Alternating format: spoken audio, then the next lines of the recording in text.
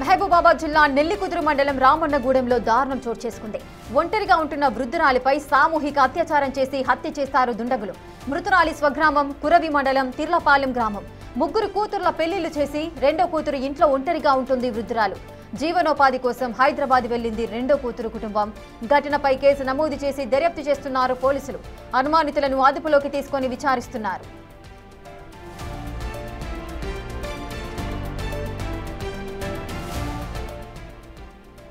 ఇసుక మహబూబాబాద్ జిల్లా నెల్లికుదురు మండలంలో దారుణం చోటు చేసుకుంది. ఒంటరిగా ఉంటున్న వృద్ధురాలిపై సామూహిక అత్యాచారం చేసి హత్య చేశారు దుండగులు. మృతురాలి స్వగ్రామం కురవి మండలం తిర్లపాలెం గ్రామం. ముగ్గురు కూతుర్ల పెళ్లిళ్లు చేసి రెండో కూతురు ఇంట్లో ఆ వృద్ధురాలు ఒంటరిగా ఉంటోంది. జీవనోపాధి కోసం హైదరాబాద్ వెళ్లింది రెండో కూతురు కుటుంబం. ఈ నేపథ్యంలోనే ఆ వృద్ధురాలు ఆ ఇంట్లో ఒంటరిగా ఉంటోంది. ఈ ఘటనపై అయితే పోలీసులు కేసు నమోదు చేశారు. ఎవరైతే అనుమానితులున్నారో వారిని అదుపులోకి తీసుకొని విచారిస్తున్నారు.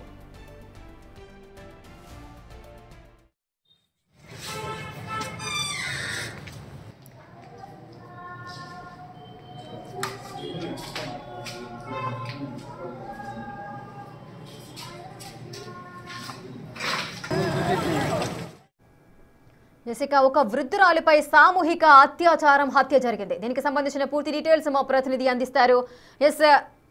మహబూబాబాద్ జిల్లాలో ఈ ఘటన అయితే చోటు చేసుకుంది. ఒక వృద్ధురాలిపై సామూహిక అత్యాచారం చేశారు. ఈ ఘటనకు సంబంధించిన డీటెయిల్స్ మా ప్రతినిధి యశ్వంత్ అందిస్తారు. యశ్వంత్,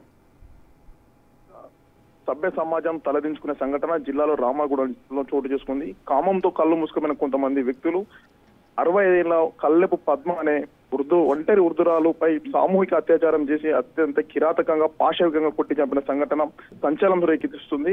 సుమారుగా రామన్నగూడ గ్రామానికి చెందిన సుమారు 6 యువకులు మద్యం సేవించి ఒంటరిగా ఉన్న కల్లెపు పద్మను టార్గెట్ చేసి అర్ధరాత్రి వేళ ఆమెపై సామూహిక అత్యాచారం చేసినట్లు కూడా ఆరోపణలు వినబడుతున్నాయి. ముఖ్యంగా ఈ విషయంపై నెల్లికుదురు ఎస్ఐలతో పాటు సిఐ డిఎస్పీలు కూడా ప్రత్యేకంగా బృందాన్ని ఏర్పాటు చేసి అసలు ఏం జరిగింది, ఎందుకు ఇలా చేశారన్న విషయంపై కూడా పూర్తి స్థాయిలో సమాచారం సేకరిస్తున్నారు. ముఖ్యంగా ఒంటరి వృద్ధ మహిళ స్వగ్రామం కొరవి మండలం తిర్లపాలెం చెందింది. మాకు 3 కుమార్తెలు ఉండడంతో 3 కుమార్తెలు కూడా అందరూ హైదరాబాద్ లో సెటిల్ అయ్యారు. రెండో కుమార్తె మాత్రం రామన్నగూడెంలో ఉంటుంది. రీసెంట్ గా రెండో కుమార్తె కూడా హైదరాబాద్ లో సెటిల్ అయింది. అప్పటి నుండి ఒంటరిగా జీవితం గడుపుతున్న ఈ కల్లెపు పద్మ తన జీవితం ఒంటరిగా కొనసాగుతున్న నేపథ్యంలో కొంతమంది యువకులు కాపు కాసి ఘటన చోటు చేసుకుందామని చెప్పుకోవచ్చు. ఈ విషయంపై పోలీసులు కేసు నమోదు దర్యాప్తు చేస్తున్నారు.